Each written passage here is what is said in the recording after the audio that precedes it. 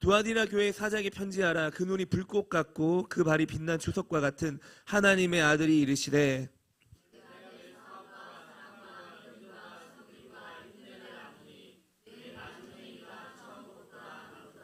그러나 내게 책망할 일이 있노라. 자칭 선지자라는 여자 이세벨을 네가 용납함이니 그가 내 종들을 가르쳐 꾀어 행음하게 하고 우상의 제물을 먹게 하는도다.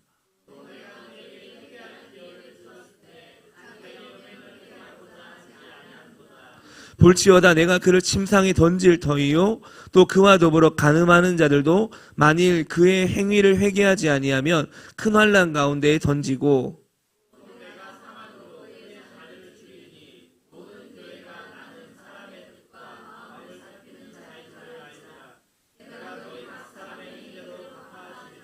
두아디라에 남아있어 이 교훈을 받지 아니하고 소위 사탄의 깊은 것을 알지 못하는 너희에게 말하노니 다른 짐으로 너희에게 지울 것은 없노라. 이기는 자와 끝까지 내 일을 지키는 그에게 만국을 다스리는 권세를 주리니,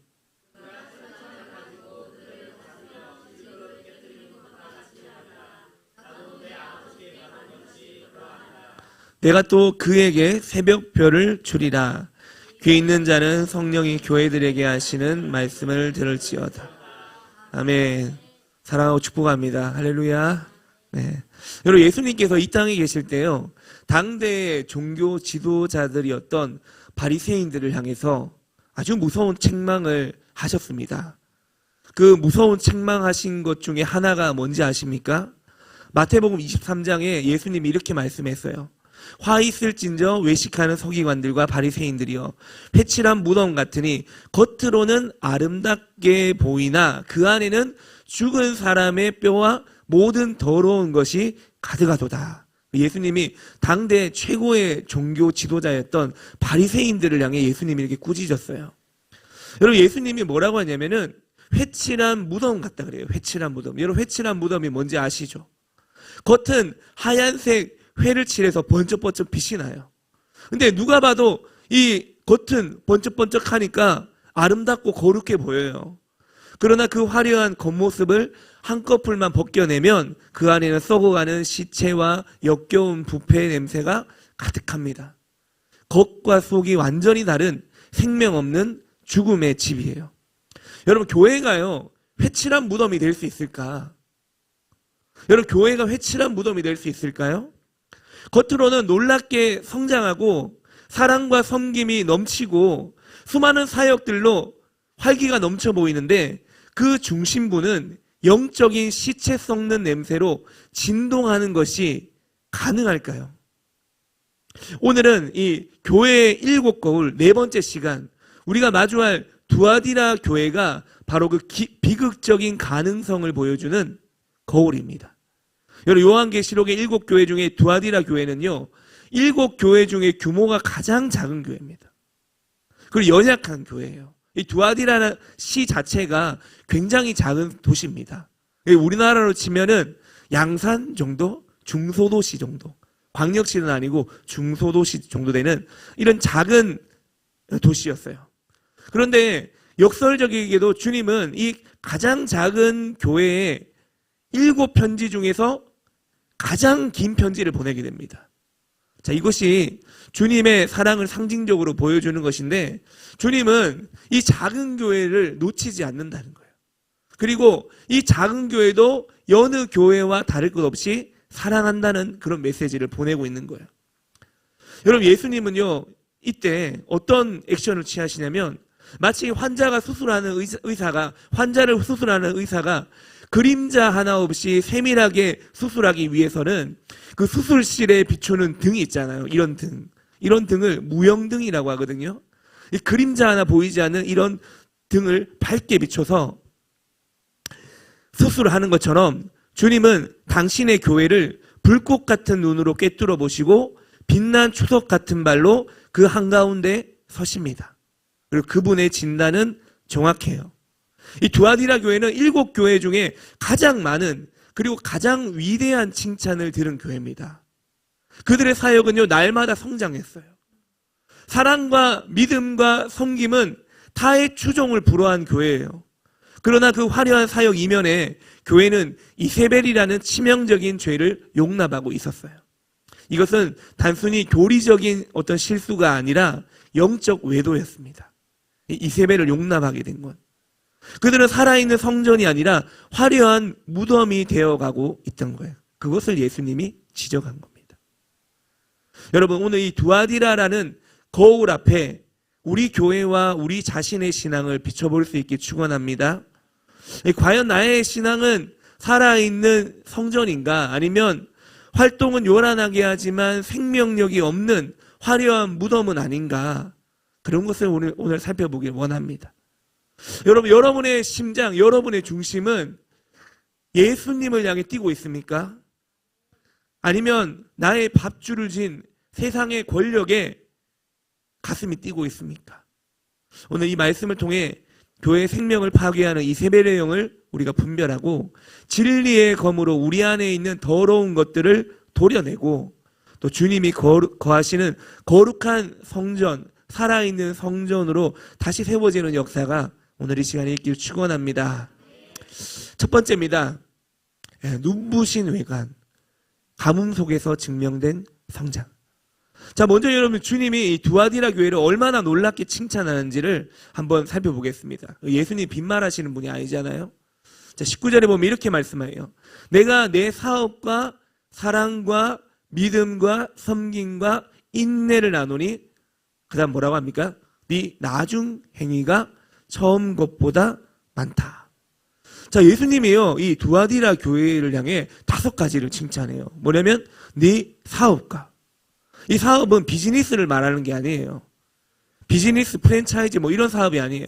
이 사업은 교회 사역을 말하는 겁니다. 교회 사역. 교회 사역을 칭찬해요.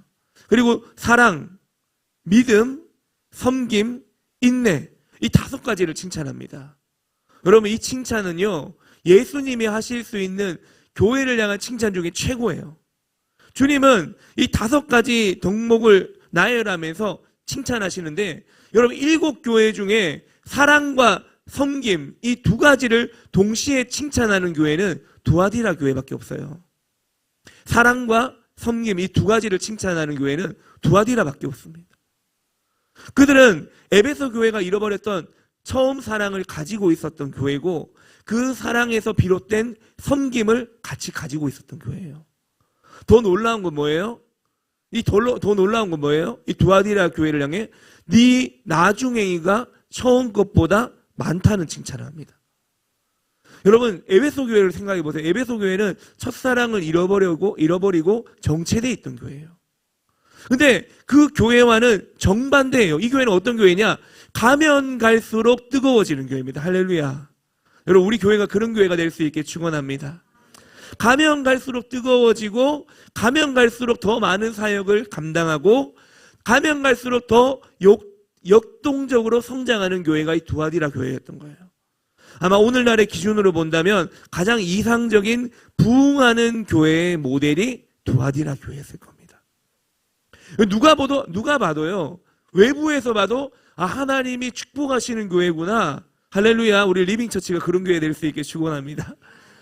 리빙처치는 누가 봐도 축복하는 교회구나. 하나님이 저 교회를 가야 되겠다. 그런 소문이 나는 교회, 그런 소문 나는 교회가 이 두아디라 교회였던 거예요. 네. 여러분, 이 두아디라 교회가 칭찬받는 것은 정말 이 두아디라 교회가 칭찬을 많이 받았는데, 그 이유가 뭐냐면 이 두아디라 교회의 성장은요, 정말 어려운 환경에서 이룩한 성장이기 때문입니다. 이 두아디라는 도시 자체가 도시도 작고 크리스천들도 별로 없고 굉장히 어려운 환경이더라고요. 좀 이따 설명하겠지만, 여러분, 옛날에 이런 말씀 하잖아요. 호수의 깊이는 홍수 때가 아니라 언제 알 수 있다 그래요? 호수의 깊이는 가뭄 때에 알 수 있대요. 가뭄 때. 여러분, 호수의 깊이는 평상시에는 몰라요. 물이 가득 채워져 있을 때는 모릅니다. 근데 가뭄이 오면 그 호수의 깊이를 알게 된다는 거예요. 경주에 가면 보문단지가 있잖아요. 보문. 그 보문 호수가 있습니다. 아시죠? 보문 호수를 끼고 주변에 단지, 리조트하고 조성돼 있잖아요. 근데 이 보문호수 제가 정말 기억이 정말 많거든요. 저희 아버지가 그 보문호수 주변에 있는 호텔에서 일을 하셨어요. 기계실에서 일을 하셨거든요. 저 어릴 때 보문을 진짜 많이 갔는데, 제가 커서도 많이 갔거든요. 근데 제가 어릴 때 어느 날 이제 아버지가 어머니하고 호수에 오라는 거예요. 보문호수에. 그래서 갔어요. 거기 가면 뭐가 있는지 아세요? 오리배가 있습니다. 오리배. 그래서 아버지가 이제 거기 아는 분이 그 티켓팅을 하셔가지고 저희 아버지가 그냥 넣어주셨거든요. 그래서 오리배를 탔는데 어릴 때 그게 그렇게 오랫동안 기억이 남더라고요. 처음에는 그 오리배가 너무 무서웠어요. 오리배를 타면 이거 이러다가 빠지는 거 아니냐. 이 배라는 거 처음 타봐가지고. 오리배에 대한 추억이 엄청 많거든요, 저는. 아버지가 이제 이렇게 넣어주셨던, 타게끔 해주셨던 오리배에 대한 추억이 많은데, 제가 대학생이 돼서 어느 날 이제 차를 몰고 이제 거기 갔어요. 어머니 차를 몰고 갔는데, 거기에 보문호수 갔는데, 내가 어릴 때 봤던 그 호수가 없어졌어요. 다 말라버린 거예요. 다 말라버려서, 그때 그 마른 호수를 제가 처음 보게 됐는데, 저는 그렇게 깊은지 몰랐어요. 그래서 제가 그때 대학생 때니까 좀 이제 활동적이라서 제가 내려가 봤어요. 내려가니까 제가 어릴 때 그 즐겨 탔던 그 오리배가 전부 다 바닥에 내려앉아 있는 거예요. 지금은 또 채워놨죠. 여러분, 이 호수의 깊이는요, 홍수 때 알 수 있는 게 아니에요. 물이 가득 차면요, 몰라요. 물이 쭉 다 빠지잖아요. 그러면 그 호수의 깊이를 알게 됩니다. 여러분, 우리도요, 우리 삶 가운데 모든 것이 형통해요. 잘 돼요. 사업도 잘 되고요. 구하는 것마다 응답이 빨리빨리 오는 것 같아요. 이런 상황에서 우리가 주를 위해 헌신하고 감사의 예물을 드리고 감사의 고백을 하는 것. 여러분, 그때는요, 그 사람의 믿음의 깊이를 볼 수가 없어요. 모든 것이 풍족하기 때문에 진짜 그 사람의 믿음의 신앙을 깊이 들여다 볼 수 없어요. 언제 볼 수 있느냐? 그 사람의 믿음의 정도를 볼 수 있느냐? 은행 잔고가 바닥이 나고 세상에 핍박이 닥쳐오고 내 밥줄이 끊어질 위기 가운데 그럼에도 불구하고 원망하지 않고 굳건히 주님을 붙잡는 모습. 바로 그때 그 사람의 믿음의 진정한 깊이가 드러나게 되는 것입니다. 여러분, 두아디라 교회는요, 바로 그러한 가뭄과 같은 상황에서 성장한 교회였던 거예요. 그럼에도 불구하고 그들의 사업, 그런 어려운 환경이 처했는데도 불구하고 그들의 사업, 그 사업은 바로 사역이죠. 주를 위한 사역이 줄어들기는커녕 오히려 더 늘어났다는 거예요. 교회가 어렵고 재정도 부족한데 늘어났다. 어떻게 그게 가능한가? 여러분, 교회 사역이 늘어나려면 물론 성도도 늘어나야 되죠. 하지만 교회 사역은 재정적인 뒷받침도 돼야 되거든요. 예를 들면 이런 거예요. 그들은 어려움이 닥쳤을 때 당장에 내가 하나님 앞에 드려야 될 예물을 줄인 것이 아니라 자신의 차를 바꾸고 작은 걸로 바꾸고 자신의 생활비부터 줄였던 거예요. 할렐루야. 주님은 그러한 가뭄과 같은 상황 속에서 믿음을 지키며 헌신했던 그 두아디라 교회의 성도들을 향해 이렇게 칭찬합니다. 24절이에요. 같이 읽어봅시다. 시작.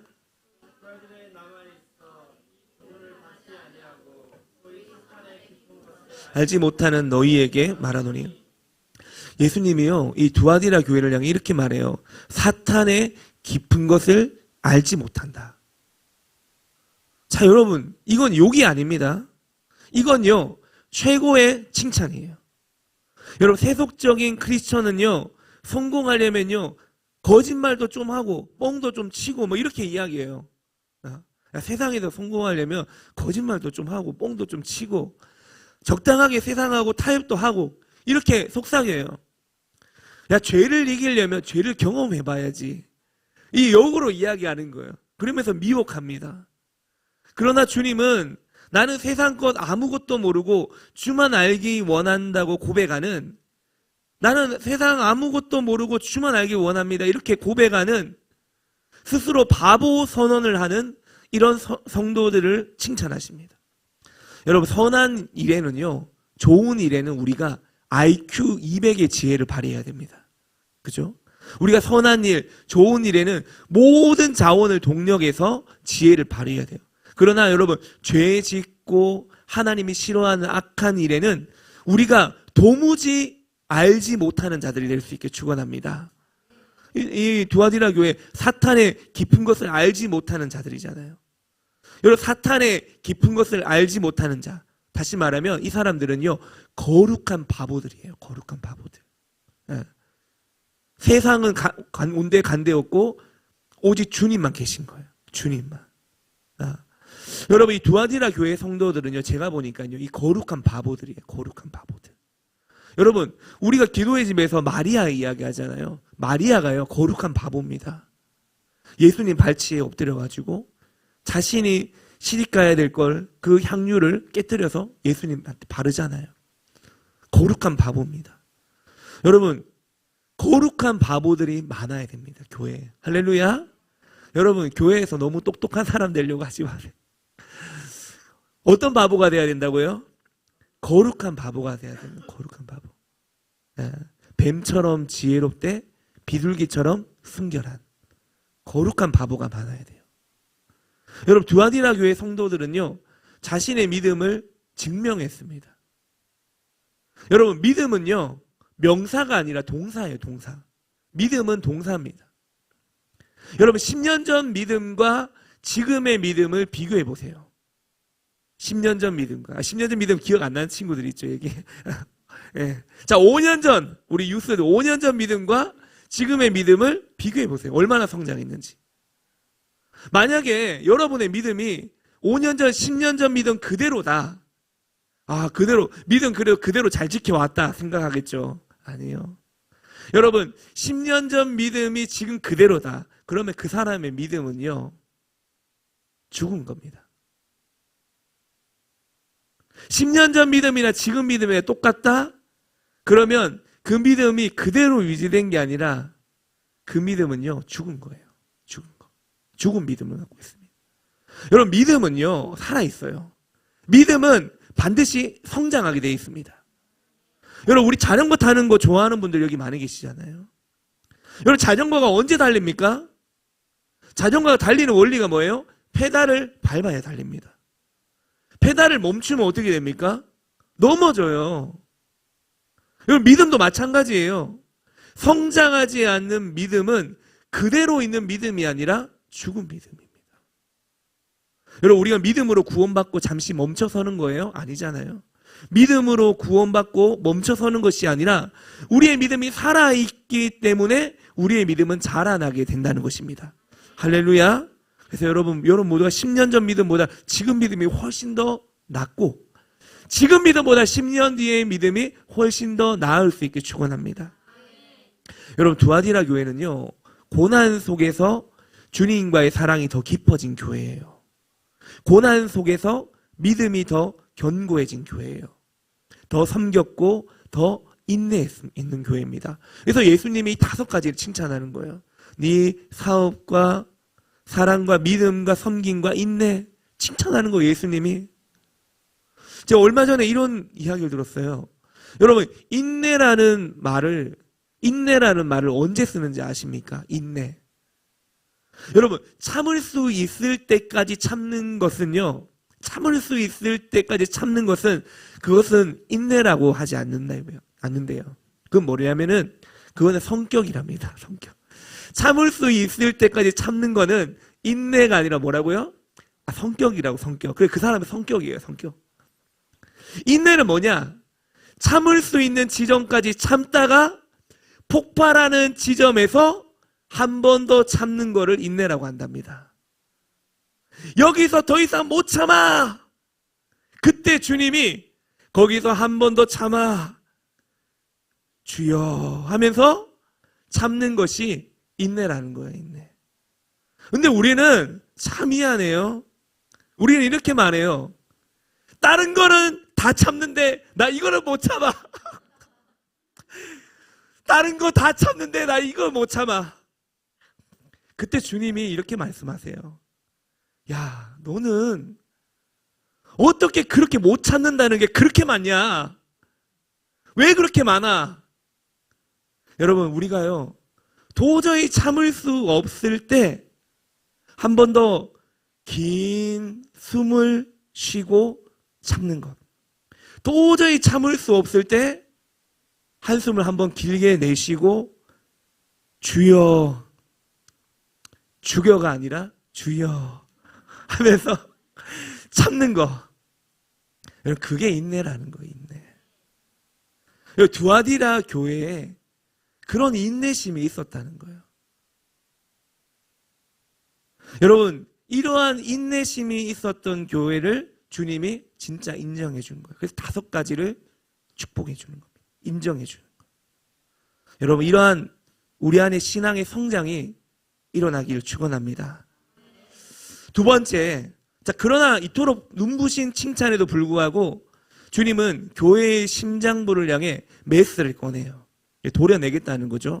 자, 18절 말씀입니다. 같이 한번 읽어볼게요. 시작.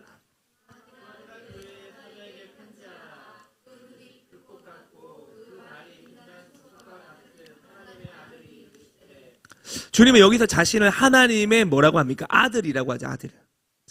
자, 이것은 이세벨은, 여러분, 이세벨이 자칭 선지자라 했잖아요. 자, 이거랑 대조가 되는 거예요. 자, 어떤 의미냐면, 이세벨의 권위와는 절대적으로 비교할 수 없는 신적 권위를 선포하는 거예요. 그분의 눈은 어떤 눈이에요? 불꽃 같은 눈. 여기서 나온 거예요, 가사가. 주님의 눈은 불꽃 같고 주님의 머린 양털 같고. 이 가사가 여기서 나온 거예요, 계시록에서. 자, 그분의 눈은 불꽃 같은 눈. 자, 무슨 말이에요? 주님은 불꽃 같은 눈으로 우리 교회를 본다는 거예요. 교회의 화려한 외관뿐만 아니라 그 안에 숨겨져 있는 부패도 본다는 겁니다. 주님은 모든 걸 다 보신다는 거예요. 그분의 빛난 주석 같은 발은 심판의 용광로에서 단련된 발이에요. 다시 말하면 무슨 말이냐? 심판의 용광로에서 단련된 발로 교회 안에 있는 모든 불순물을 짓밟아 버리겠다는 겁니다. 다시 말하면 심판하시겠다. 이 칭찬 뒤에 이어지는 주님의 책망은 교회의 존립 자체를 위협하는 치명적인 문제였어요. 20절입니다. 20절 같이 한번 읽게요. 시작.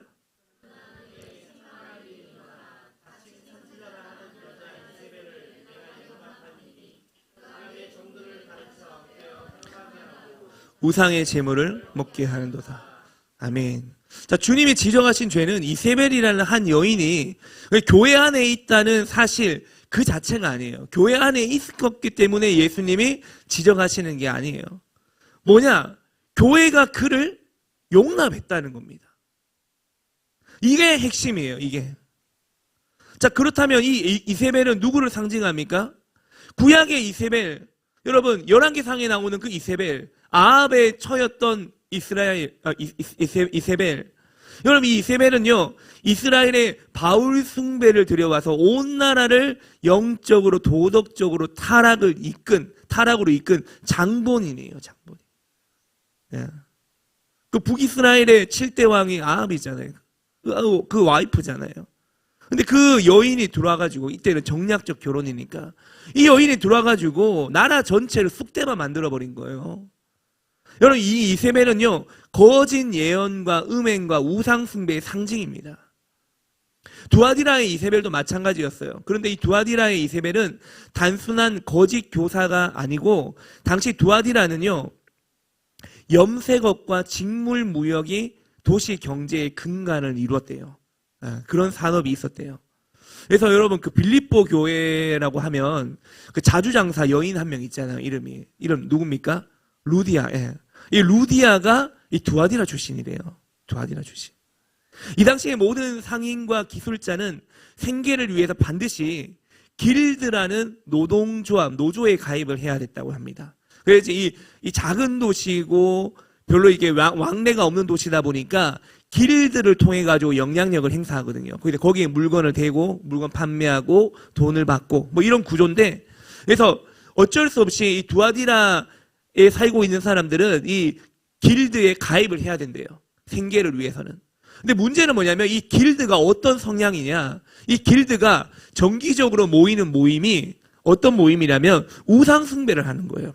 모여가지고 이방 신전에 모여가 우상 숭배하고 그 자리에서 우상에게 바쳐진 제물들을 같이 먹고 우상 숭배하고 그 제물 먹고 심지어는 종교적인 매춘 행위가 필수적으로 동반되었다고 합니다. 그러니까 우리 크리스천들은 같이 할 수 없는 거예요. 이 이세벨하고는. 근데 바로 이 지점에 이세벨이 등장하거든요. 이 이세벨은 그 길드 조합의 큰손이었대요. 막강한 영향력을 미치는 사업가였다고 합니다. 근데 그런 그녀가 교회 공동체 안에 들어와서 교회 안에서 자신의 세상적인 권세를 가지고 영향력을 행사하는 거예요. 그러니까 성도들 안에 현실적인 딜레마가 오게 되는 거예요. 아니, 저 여자하고 같이 해야지 내가 생계가 살아나는데, 내가 밥 먹고 살 수 있는데, 저 여자가 하는 일들이 너무나 악하고 타락한 일인데 저걸 같이 해야 되나? 거기 안에 딜레마가 오는 거예요. 이 여자한테 우리가 잘못 보이면 내 밥줄 끊길 수 있겠구나라는 현실적인 두려움이 오는 거예요. 바로 이 두려움과 욕망의 틈을 이세벨이 교묘하게 파고들어서 성도들을 흐트러 버리는 거예요. 그녀는 자칭 선지자로서 카리스마 넘치는 가르침으로 그들의 타협을 정당화시켜주게 됩니다. 교회에 들어와서. 야, 세상에서 너희가 좀 성공하려면 그 정도는 타협해야 돼. 너희 내가 시키는 대로 해야 돼. 이런 거예요. 내가 시키는 대로 해. 그게 뭐예요? 우상 숭배, 재물 먹고 음란한 행동을 하고. 야, 너희가 마음으로 하나님 믿으면 되지 않냐? 먹는 게 뭐가 중요하냐?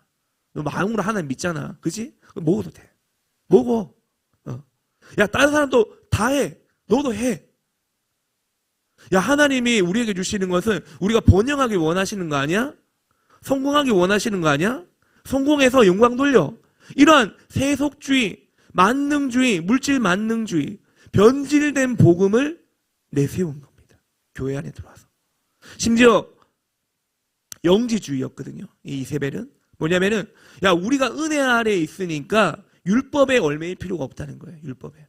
아, 율법은 율법이고 우리는 은혜 안에 있으니까 마음대로 해도 돼. 육신으로 짓는 죄는 우리 구원받은 영혼을 더럽히지 못해. 라는 이런 싸구려 복음으로 값싼 은혜로 성적 타락의 길까지 열어준 거예요. 이 상황이 이렇다 보니까 성도들은 점차 신랑이신 예수님의 마음을 살피기보다는 자기 밥줄을 쥔 이세벨의 비위를 맞추는데 신경 쓰게 되는 거예요. 예배의 중심이 어느 순간에 예수님에서 이세벨에게로 옮겨간 거예요. 예수님을 섬기던 교회가 이세벨을 예수님처럼 섬기게 되는 현상, 즉 영적 외도가 이 두아디라 교회 안에서 일어나게 된 것입니다. 여러분, 교회는요, 주님이 주인이십니다. 할렐루야. 여러분, 세상에 여러분 대통령이 온다 하더라도 여러분, 우리 교회 그냥 성도입니다. 그죠?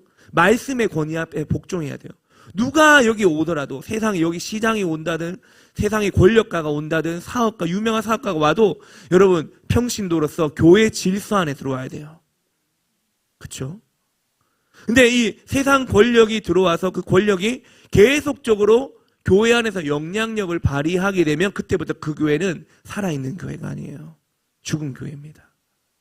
타락한 교회예요. 여러분, 절대 교회가 그렇게 돼서는 안 됩니다. 여러분, 두아디라 교회는 사랑과 관용이라는 이름으로 교회의 성장을 해치지 않으려는 마음으로 이 치명적인 암세포, 이 영적인 간음을 용납하게 된 거예요. 교회 안에. 사랑이라는 이름으로, 관용이라는 이름으로 교회의 성장을 해치지 않으려고. 왜? 두아디라 교회는 잘 되고 있었거든요. 그러면서 사랑이라는 이름으로 품어준다는 거예요. 그게 영적 간음을 용납한 거예요. 그리하여 이 두아디라 교회는 살아있는 성전이 아니라 겉은 화려하지만 속은 썩어가는 무덤이 되어버렸다는 겁니다. 주님의 심판은 긍휼이 없어요. 21절, 22절입니다. 같이 한번 큰 목소리로 읽어봅시다. 21절, 22절. 21절, 22절 없나요? 아, 제가 안 적었군요. 자, 뭐라고 적혀있냐면 이렇게 적혀있어요. 제가 읽어드릴게요.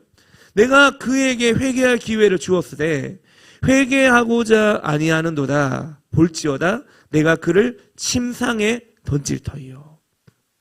어디 던진다고요? 침상에 던진다. 여러분 이 침상은요 배드가 아니라 시크배드예요. 시크배드. 그러니까 그 전에 너희가 음행을 즐기던 침상, 그 침상이 어떤 침상이 될 거냐면 고통의 병상이 될 거라는 겁니다. 야, 너희 침상에도 그렇게 음행했지. 그 침상에도 너희 앞으로 죽게 될 거야. 병상이 될 거야. 그와 더불어 간음하는 자들, 또 협력자들도 큰 환난에 던져질 것이고, 분별력 없이 그 가르침을 따르던 그의 자녀들, 맹목적 추종자들 역시 사망으로 심판하시겠다고 무섭게 선언하시는 거예요.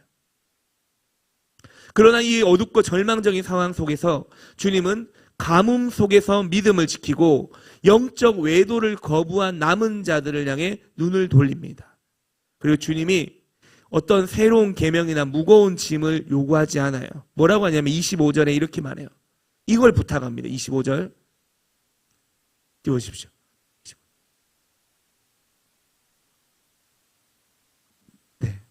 네, 같이 한번 읽어볼게요. 시작. 자, 예수님이 부탁하는 건 뭐냐면은 너희가 이미 가지고 있는 그 순결한 믿음 있잖아. 그 믿음. 그 거룩한 바보 같은 믿음. 그 비둘기 같은 믿음. 그 믿음 내가 다시 올 때까지 어떻게 하라고요? 굳게 잡아라고요. 굳게 잡아라. 그리고 이 거짓 가르침과 싸워 이기는 자, 끝까지 신랑에 대한 정절을 지키는 자에게 주님은 두 가지 상급을 약속합니다. 첫 번째가 뭐냐면은 만국을 다스리는 권세를 주겠다는 겁니다. 자, 26절, 27절입니다. 같이 읽을게요. 시작.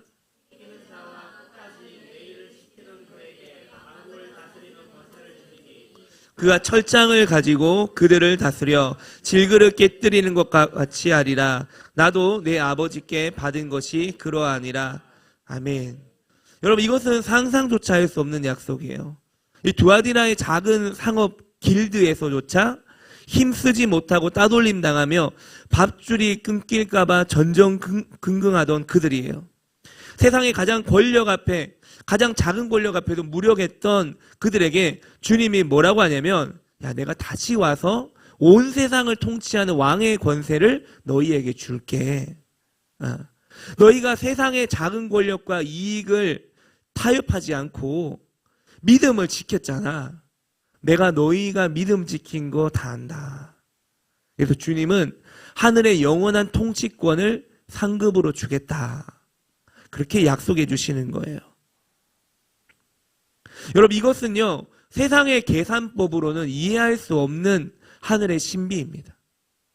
자기가 바보 같아서 너무 억울하고 주님밖에 몰라서 세상의 것 다 잃어버리고 예수님만 굳게 잡으며 그렇게 눈물로 살아온 그 세월들을 예수님이 위로해 주시는 거잖아요. 너희가 끝까지 굳게 잡았지? 너희가 끝까지 믿음을 지켰지? 끝까지 너희가 정절을 지켰지? 내가 그날에 내가 돌아와서 너희에게 다 갚아줄게. 예수님이 이 바보야, 이 거룩한 바보야, 내가 그렇게 좋더냐? 괜찮다. 네가 나 때문에 포기한 모든 것 내 안에 다 있어. 나는 다 잃어버리고 예수님만 붙잡았는데, 와, 이제 예수님이 내 안에 계시고 예수님 안에 모든 것이 있구나. 예수님이 만국을 주신다 그랬잖아요.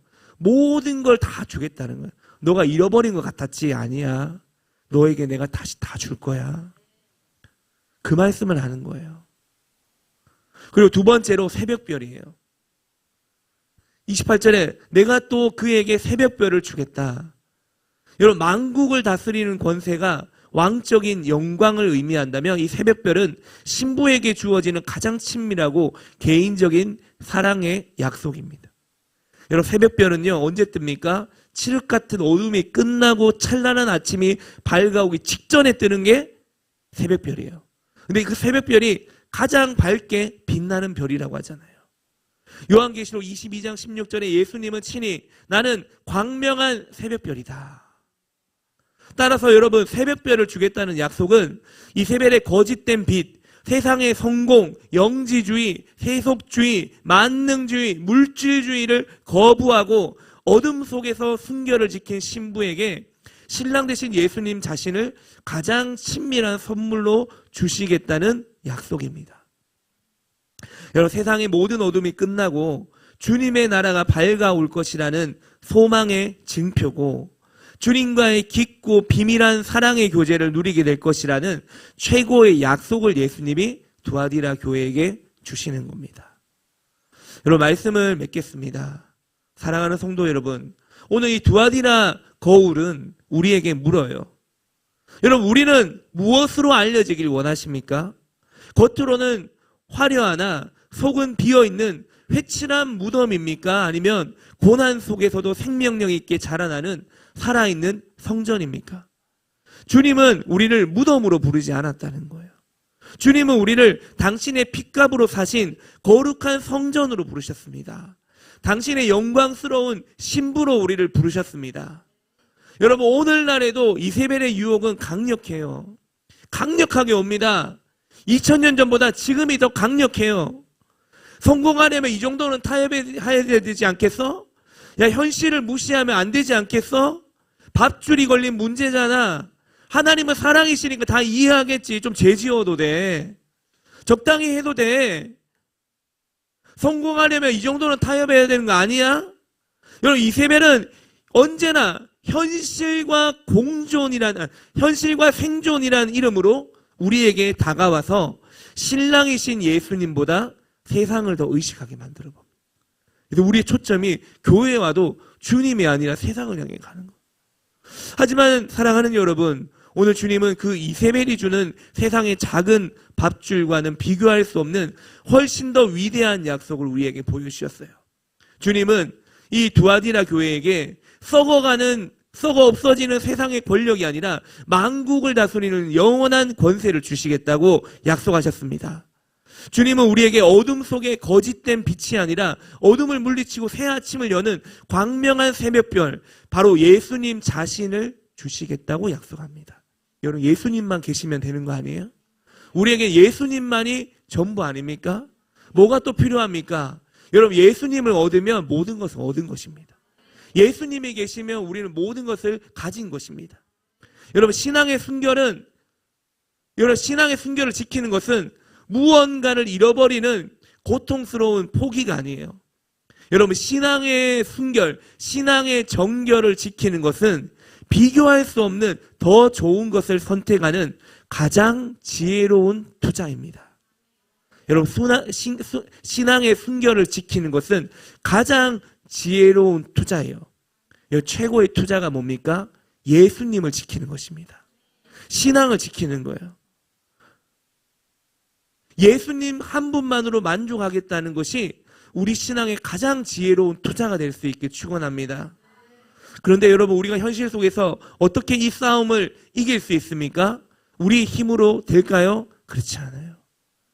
여러분, 주님이 우리와 함께 하실 때 우리는 이기게 될 것입니다. 불꽃 같은 눈으로 우리를 지켜보시는 주님, 우리를 정죄하기 위함이 아니라 우리를 도와주시기 위해서 주님이 우리를 쳐다보고 계십니다. 주님이 왜 불꽃같이 눈을 뜨겠습니까? 우리를 도와주기 위해서, 우리가 다시금 일어날 수 있도록 일으켜주시기 위해서. 그래서 주님은 또 뿐만 아니라 끊임없이 우리에게 말씀을 주시고, 우리를 묶고 있는 모든 거짓과 타협의 영을 끊어내고 우리를 진정한 자유를 주시기 위해서 우리에게. 그래서 주님은 불꽃 같은 눈으로 우리를 지켜보고 계신다는 것입니다. 예배팀 올라와 주십시오. 그래서 여러분, 우리는 두려워할 필요가 없어요. 여러분, 주님이 두아디라 교회를 향해 회개의 기회를 주셨잖아요. 여러분, 회개의 기회는 심판이 아닙니다. 심판이 목적이 아니라 뭐냐면 다시금 살려주시기 위한 사랑의 초대장입니다. 여러분, 우리 안에 혹시 작은 타협들이 있었습니까? 여러분, 작은 타협들이 있었다면 여러분, 우리 모두가 기쁨으로 끊어낼 수 있게 축원합니다. 여러분, 세상의 깊은 비밀 대신에 예수님의 깊은 사랑을 아는 것을 유일한 자랑으로 삼는 우리 모두가 될 수 있길 원합니다. 그래서 여러분, 두아디라 교회가 칭찬받잖아요. 이렇게 칭찬하잖아요. 네 나중 행위가 처음 것보다 더 많다. 야, 너희가 처음에 시작한 것보다 나중 게 더 많네. 너희에게 사랑도 더 많아졌고, 믿음도 더 많아졌고, 섬김도 더 많아졌고, 인내도 더 많아졌고. 주님이 이런 칭찬하셨잖아요. 여러분, 그러한 칭찬받는 교회가 바로 우리 교회가 될 수 있길 원합니다. 여러분, 우리 교회 공동체에 정말 주님만으로 우리가 만족하며 주님 한 분만으로 소유함으로 인해서 우리가 최고의 복을 누리게 되는 그러한 교회가 바로 우리 리빙처치가 되길 원합니다. 그래서 여러분, 우리가 이 시간에 함께 찬양하실 때 정말 주님, 우리는 주님만을 원합니다. 하나님, 두아디라 교회에게 너희가 처음에 지켰던 그 믿음을 굳게 잡으라고 하신 것처럼 하나님, 우리가 처음 마음으로 돌아가서 하나님, 우리의 믿음을 끝까지 붙잡고 나아가길 원합니다. 하나님, 우리 안에, 우리 삶 가운데, 우리 신앙 가운데 혹여나 우리가 조금이나 타협하고 열어줬던 문들이 있습니까? 하나님, 우리가 주님이 주시는 그 기쁨으로 우리가 모든 것을 끊어내길 원합니다. 그래서 정말 주님, 이 마지막 때 주님이 찾으시는 거룩하고 순결한 바보와 같은, 나는 정말 주님밖에 모르는 바보입니다. 주님밖에 모르는 바보가 되길 원합니다. 거룩한 바보가 되길 원합니다. 그러한 믿음을 가지고 우리 함께 이 찬양을 주님께 올려드리며 나아가겠습니다.